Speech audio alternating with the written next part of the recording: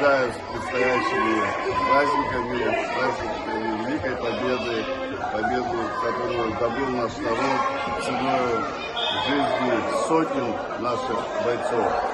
Сегодня мы развиваемся, мы становимся сильнее, созидаем, и в рамках нашей деятельности буквально несколько месяцев тому назад было обращение одного из тренеров Нарчова Лазба, который обратился и проявил инициативу открыть в здании села Лохна борцовский зал. Мы приняли решение, выехали на место, посмотрели возможности помещения, и было принято решение о начале ремонтных работ в данном помещении.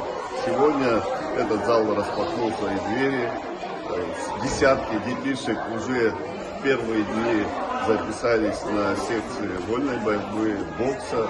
Я уверен, что именно такого рода проекты позволят нам созидать, воспитывать молодежь. Молодежь должна быть ориентирована на получение знаний, занятия спортом. И такие возможности, несомненно, будут создавать благоприятные условия для воспитания молодежи. Качество работ могу оценить как хорошее. И самое главное, здесь оценка тех, кто постоянно будет заниматься в этом зале. Спортивная площадка, сам зал,